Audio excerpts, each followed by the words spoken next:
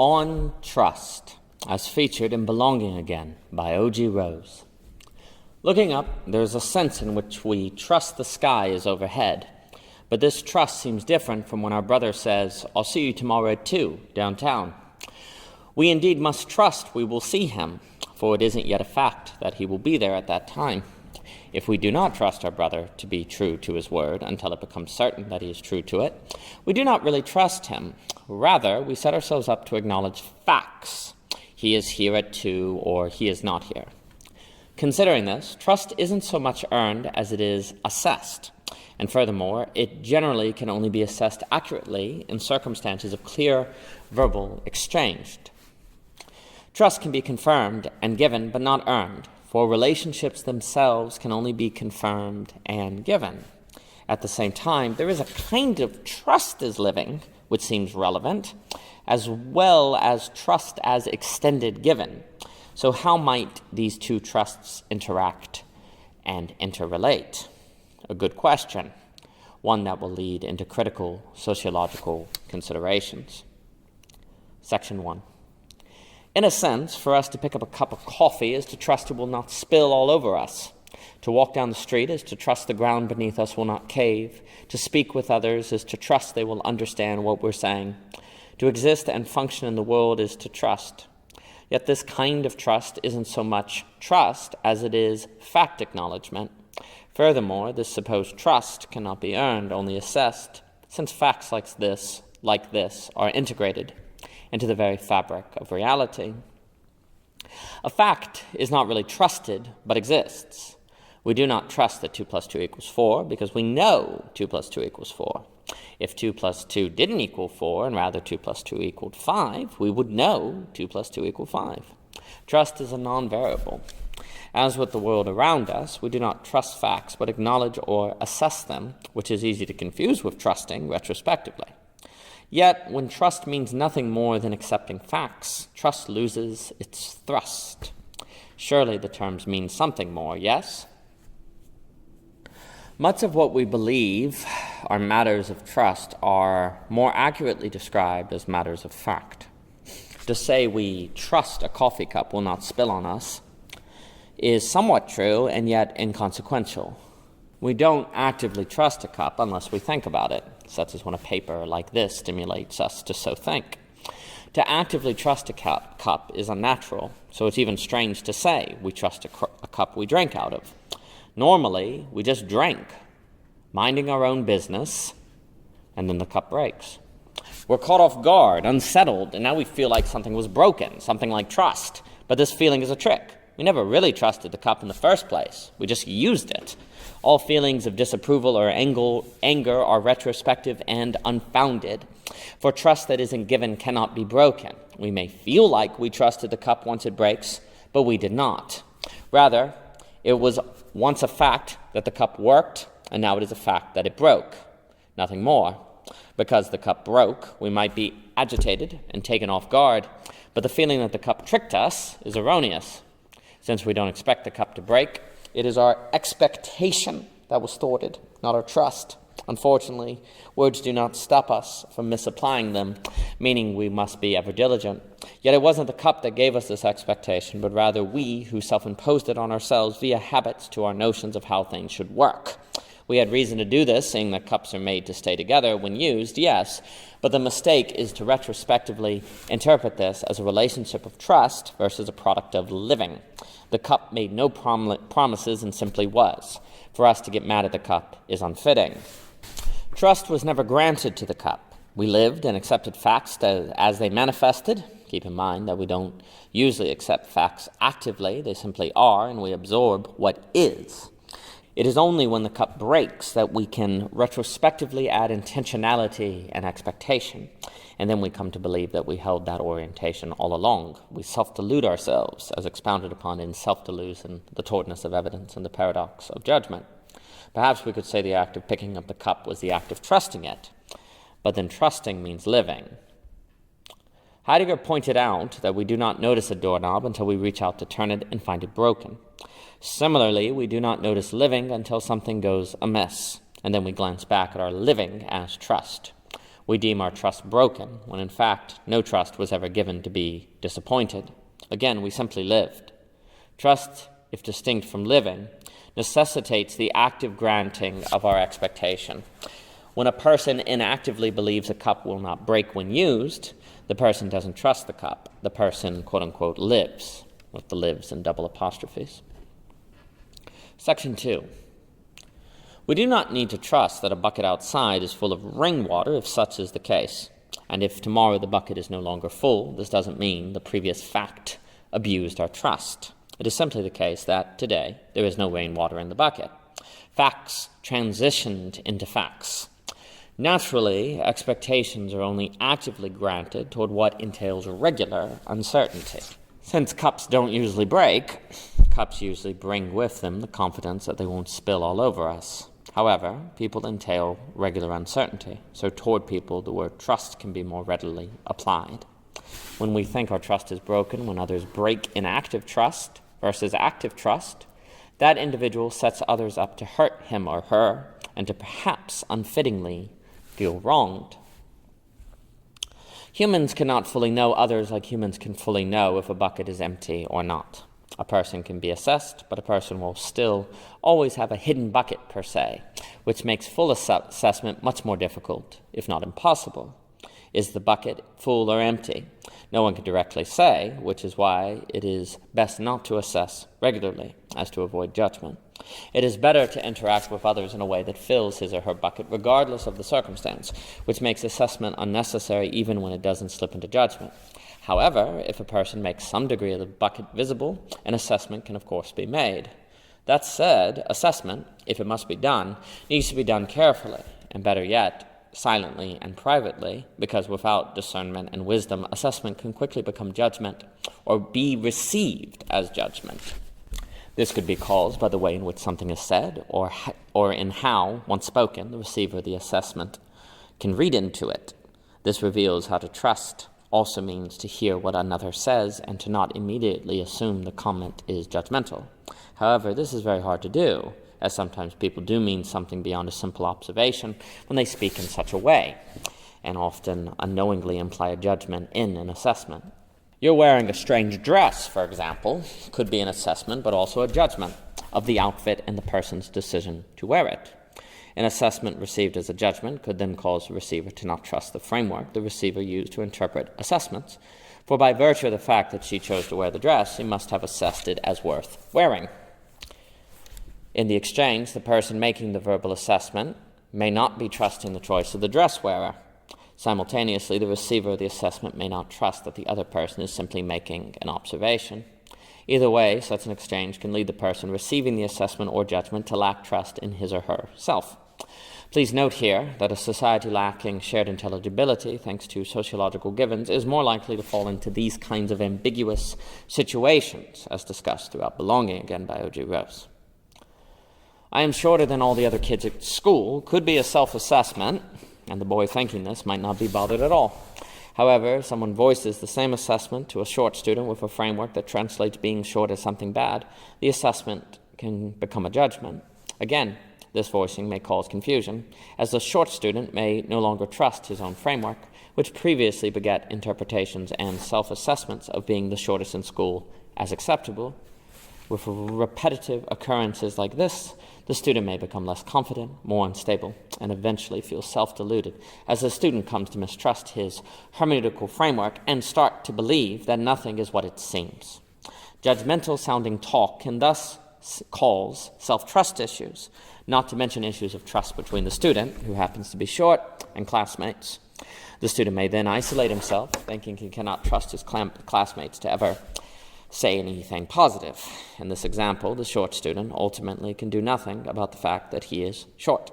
However, the student can change how or if he reads into the assessment. Section 3. To encounter a person is to encounter an uncertainty, for there is always uncertainty when it comes to reading and or assessing a person. Whenever there is uncertainty, there is either trust, assessment, and or judgment, the latter of which can lead to fear. Trust, when it functions best, entails believing that when uncertainties become certain, what is unveiled will be good. If we don't know whether our friend will meet up downtown at 2, for example, we assume that he will, rather than think about all the times he turned in papers late, forgot to call us when he said he would, and so on, as evidence for why our friend will probably disappoint us. If we're about to begin a relationship with someone, we should assume the person will be faithful, rather than think of all the reasons the person will probably disappoint us before the person is even given a chance. Often, it is fear that provokes this kind of mistrust. Whenever we encounter a person, to some degree, we assess them. And because there is always uncertainty when it comes to others, there is always some degree of people that we cannot assess fully. Trusting a person entails not trying to assess further than one actually can or should. Though we can tell whether a person smiles a lot, we cannot tell whether or not the person likes to smile or is happy when smiling. It could be a mask. Also, trust entails not assuming or reading into an assessment, for an assessment that is read into can become a judgment. Once we begin assuming things, we can crowd out trust. Like living, with double apostrophes, and often in this paper, living will mean that in this special sense. Like living, trust is facilitated by truth and or facts. Truth must come before trust, and it also takes truth to determine which facts are valid and which are ill-founded. Truth to itself is not merely subjective, but determining what is true entails assessment, but assessment is always threatened by the temptation to slip into judgment. Truth to itself is not merely subjective, but determining what is true entails working through subjectivity. Likewise, determining what is true entails assessment, but assessment is always threatened by the temptation to slip into judgment. Consequently, regardless what we think, we often do not simply assess but also judge. Think about the iconic grumpy cat. She looks angry, so one could assess that she is angry, though she isn't. The assessment she looks angry is true, but the identically worded judgment she is angry isn't necessarily true. There's uncertainty. To determine whether a grumpy cat actually is grumpy would require a relationship, which would require trust. In being only viewers of the feline, we can only rightly assess that the cat looks grumpy. But how hard it is to keep that from becoming the cat is grumpy. Furthermore, if the cat understood English, it's likely to hear a judgment.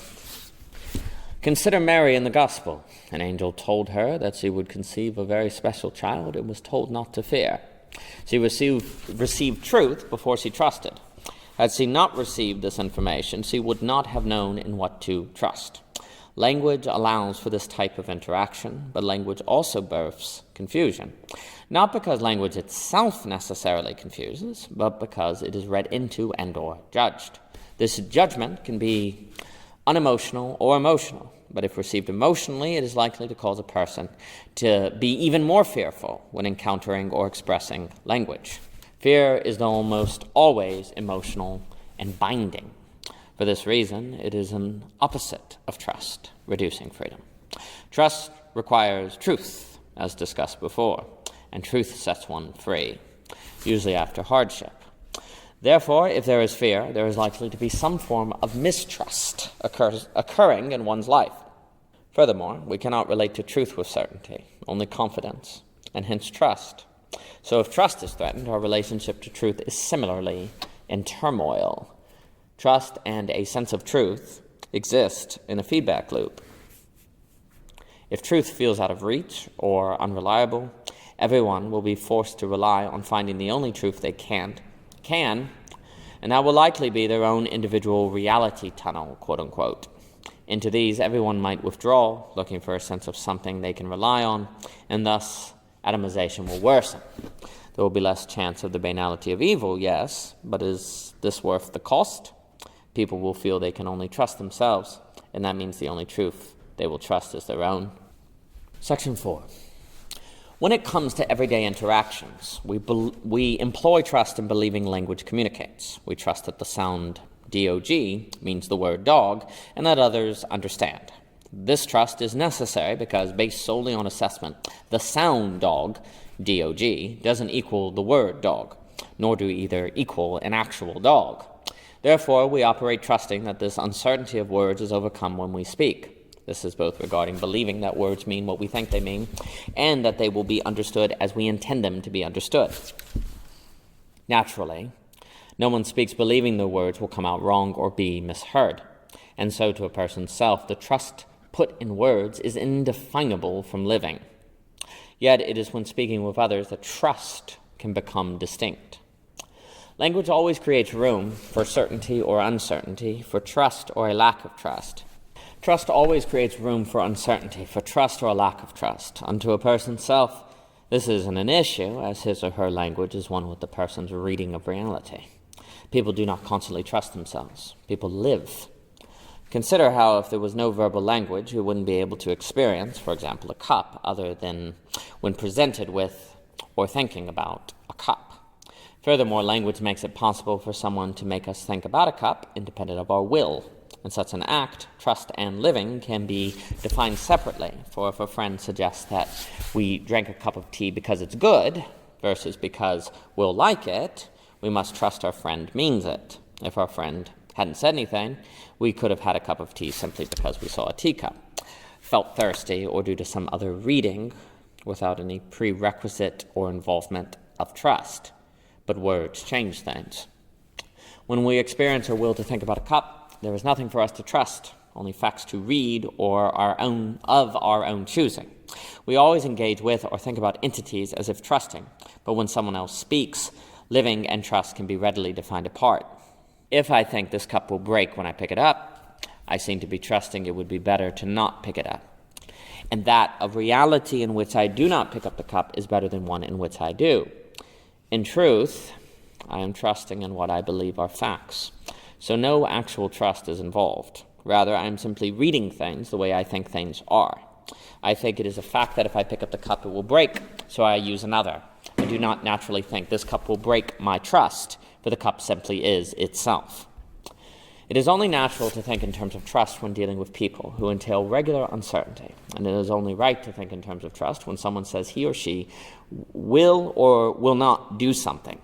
It is through language that trust is meaningfully employed, for it is language that results in the confusion and uncertainty that requires trust to be overcome in the first place. If somehow a society becomes a place where shared intelligibility declined due to a loss of shared customs, practices, and givens, so on, the amount of times trust would have to be employed between people would be greatly multiplied, which would also greatly multiply the likelihood that trust was upset and people hurt. Hurt takes a long time to heal, and once people recover, they tend to be very hesitant to re-enter the situations in which they felt hurt again. And so people silently pull apart. Interactions decline. Atomization increases. Section 5. Trust applies meaningfully when a person tells us that he or she is going to do something, and our trust is violated if that person doesn't do that given thing, relative to the parameters defined during the initial exchange. If a person assumes that their unspoken framework is by which the terms of the exchange are defined, the other might not violate the person's trust if he or she seems to fail to do what the other said he or she would do. Trust is violated in such a situation to the degree the hermeneutical framework is communicated clearly, which is to say where there is shared intelligibility. If a friend says, "I will take care of you," and we interpret that to mean they will provide us with food, and the person instead gives us emotional support, we aren't warranted to believe the person is untrustworthy. However, if the person said, "I will take care of you," providing food, we would be. Keep in mind that both parties will think that their interpretation is obvious. That's the nature of framework discrepancies. And where shared intelligibility is rare, the probability of miscommunications that no one will experience as miscommunication will increase, causing doubt in others, self-doubt, and confusion. Silently, people will avoid confusion. We meaningfully trust the individual who tells us, "I'll meet you at 2 downtown," if we show up at that time and place. If we don't go, even if we supposedly trusted the person would be there, our trust lacks substance because it doesn't lead to action. Meaningfully trusting someone entails vulnerability, for in going downtown at 2, we risk being in a situation where the other person doesn't show up. A meaningful extension of trust entails risk for all parties involved. If in trusting another I have nothing to lose, I do not meaningfully employ trust. Trust can only be verified in situations in which words are exchanged and an active expectation extended. Considering this, situations that require trust are best left to a minimum. With every expectation is a possibility for disappointment. and if such a possibility isn't necessary, it is best left out altogether. Furthermore, if trust involves risk, and yet the likelihood of trust being violated on accident due to ambiguity and so on increases due to a loss of shared intelligibility, then a society with collapsing givens is a society which will likely, gradually and through time, find itself struggling to trust. Situations in which miscommunications obviously didn't occur, and yet did, will increase, and with this will grow a feeling of uncertainty about what seems obvious. To allude to a memorable line from the remarkable In Strange Woods, we will gradually lose faith in our ability to know what to do anymore. Might we discuss a difference between trust as being and trust as skill? This language might overlay with trust as living and trust as extension, and indeed trust that is extended does seem to be a skill we must practice. Skills are hard to develop, and they take effort to employ. Perhaps today what we must develop is the skill to handle and accept the unexpected. Is trust today an ability, while trust in the past was more of a state? Can we think of our world today as a movement from states to abilities? Hard to say. But where the trust of living is gone, due to the deconstruction of givens, the remaining hole must be filled with trust being given. The loss of the sociological given requires a different kind of givingness to make up what was lost. But that givingness is much more psychologically and existentially taxing to extend, and likely to only be extended enough to form quote-unquote tribes. Trust must be given where there are no givens. A given must make up for the loss of givens, and this is difficult. Trust must be given where there are no givens. A giving must make up for the loss, and this is difficult. Section 6. For a person to assess that another can be trusted entails seeing if the other did what he or she said would be done. For someone to earn it, the other must be waiting for the person to do what he or she said would be done before trusting. To assess is to continue giving trust, while to earn it is to wait to give it.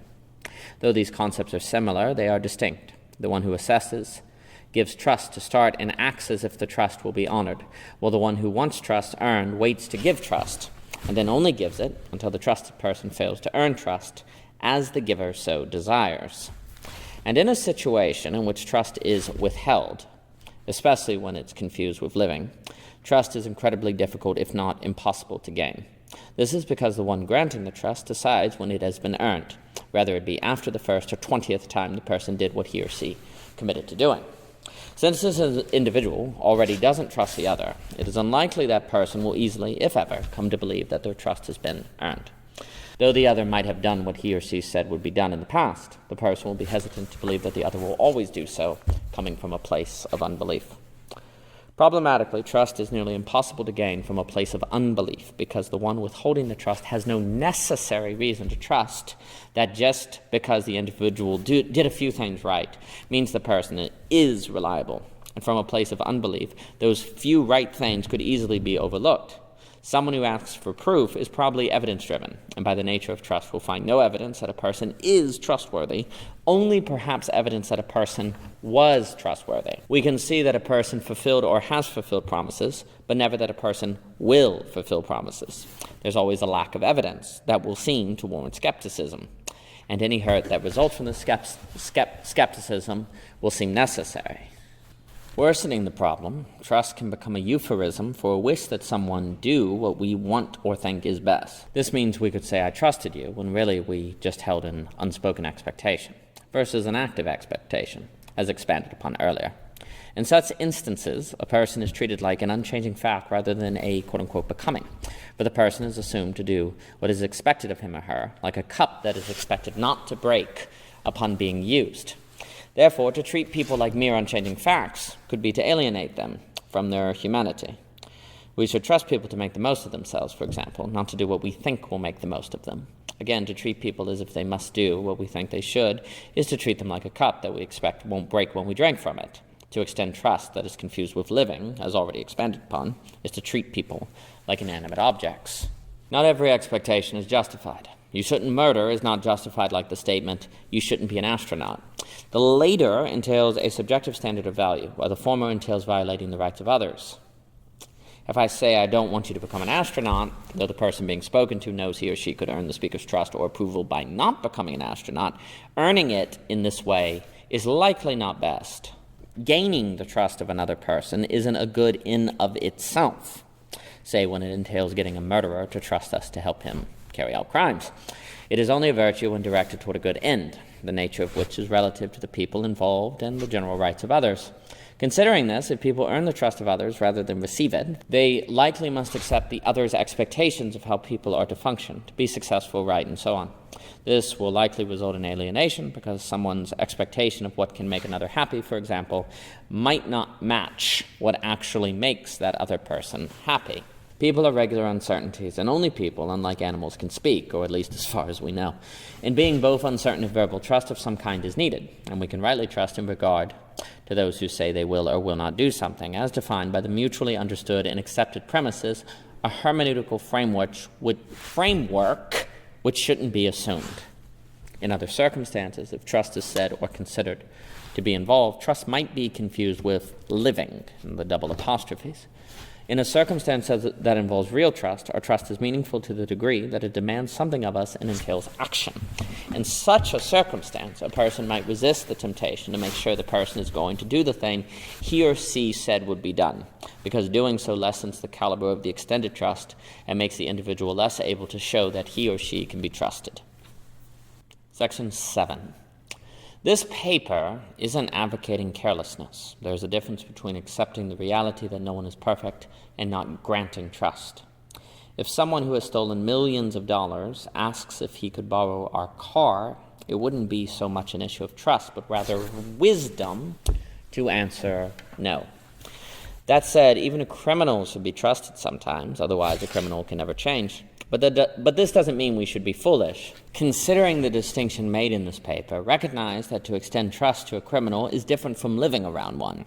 To trust is to believe the criminal to do what he or she said would be done. To live around a criminal is to take in facts as they come and to resist reading into them. When people always live unnaturally around them, as if the criminals were broken cups, this not only infringes upon the well-being of the criminals, but also the neighbors. At the same time, no one can trust on the basis of a lie. We cannot trust criminals by pretending like they're not criminals, for we cannot relate to others through non-reality and denial. Furthermore, this would be unwise. There certainly might be people who we cannot trust because they constantly deceive or threaten us. In this case, it would be best not to interact with that individual, instead of continually assuming or judging, perpetuating a bad and possibly harmful relationship. There certainly might be a person who we cannot trust because that person constantly deceives or threatens us. In this case, it would be best not to interact with that individual instead of continually assuming or judging, perpetuating a bad and possibly harmful relationship. If we have assessed that someone is dangerous, then we should act on our assessment in a way that doesn't condemn them. This is more loving than to call the person untrustworthy while still maintaining a relationship, for judging a person's character results in the putting on of a lens through which we see all the person does and says in terms of that judgment, all while failing to solve the problem. In putting on such a lens, we may accidentally misidentify their words or their actions as untrustworthy. Furthermore, this robs the person being judged of the ability to be seen in any other way, which may push that individual to embrace untrustworthiness to their detriment as an essential characteristic of their identity. It cannot be dismissed that there are those who do things contrary to what they have said or promised. If that is truly the case, it is then wise to not interact with that person, to address the issue directly with the person without a lens of judgment, and or to continue to love the person as if the person weren't behaving just distrustfully. A person in their self shouldn't be seen so much as untrustworthy versus their actions or words be seen as such. And if we take the step of judging the person their self as untrustworthy, we will likely see everything the person says as untrue, even when such isn't the case, making ourselves, quote-unquote, untrue. Particularly regarding interpersonal relationships, assessment is distinct from judgment. In judgment, the one being judged is assumed responsible. In assessment, the one doing the assessing is responsible. Judgment tends to cause stress and pride. while assessment has a greater likelihood of resulting in resolution. Resolution is achieved not just through action, but loving action, which can demand more from the assessor than from the one being assessed. Furthermore, assessment entails responsibility. It is responsible for determining the nature of its responsibility. Consider our early example of the short student. The responsibility that comes with the classmate's assessment, he is shorter than everyone else, is to not join the other kids in teasing the student.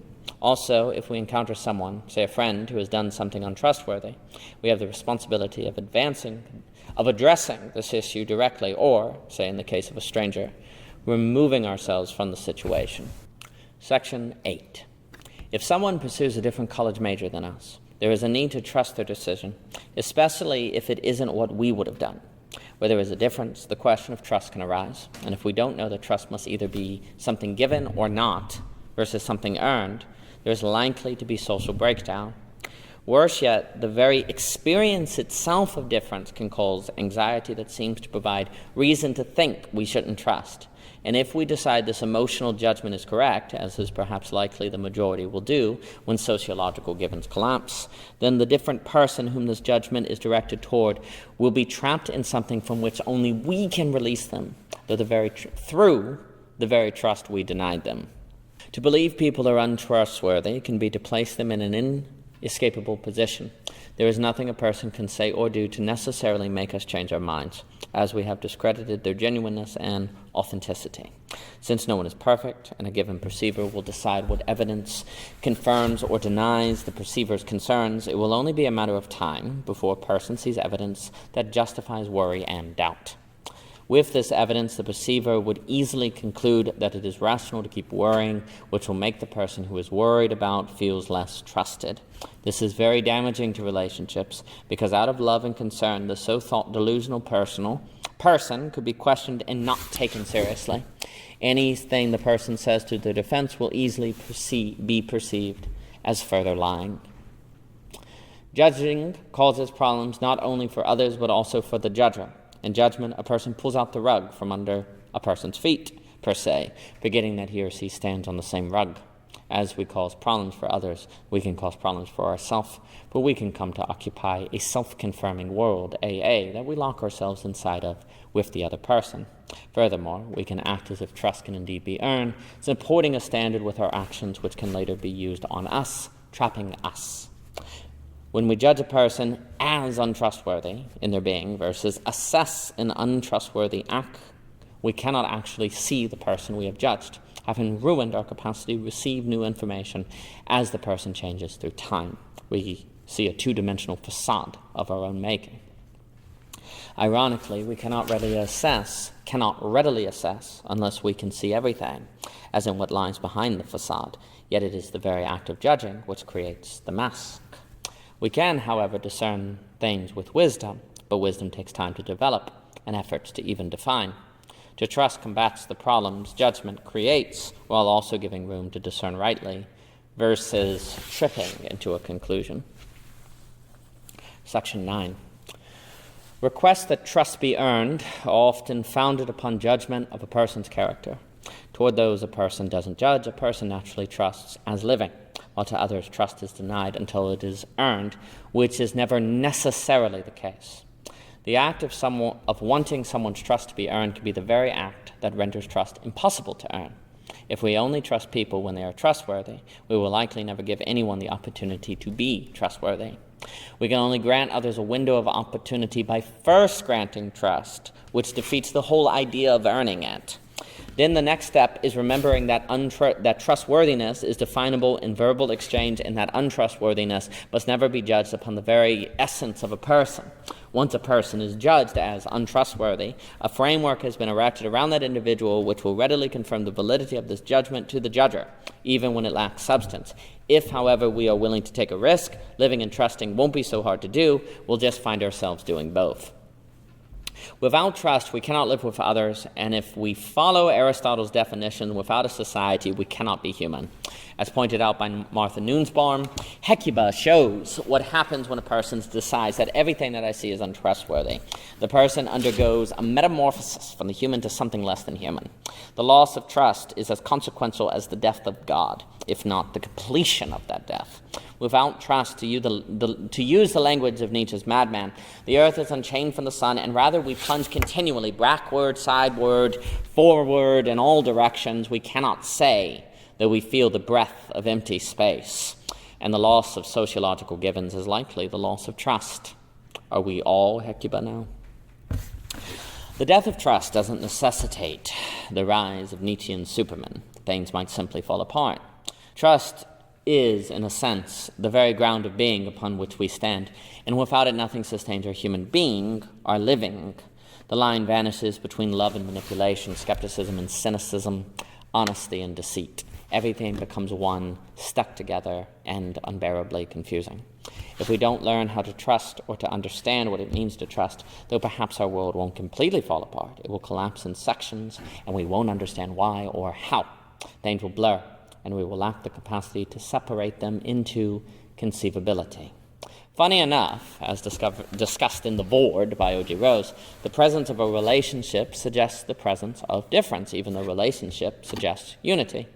There is no such thing as a relationship without difference, for that would be for something to be the same thing, and thus no present difference says to relate. If this is the case, wherever there is difference, there will be relationships, and that means trust will have a role either as extended or in living. To escape the problem of trust, either everything will have to be totalized into something, like a totalitarian state, or everyone will have to be atomized apart. Evidence for both of which, I fear, we can say manifesting in the world today. Generally, trust is relationship, rather than something earned in relationship. To start a relationship is to start trusting. To end a relationship, to stop. If we start a relationship but don't trust, or refrain from or end a relationship yet trust, we will find ourselves faced with problems and paradoxes. If we choose a relationship with someone, we must also choose to trust.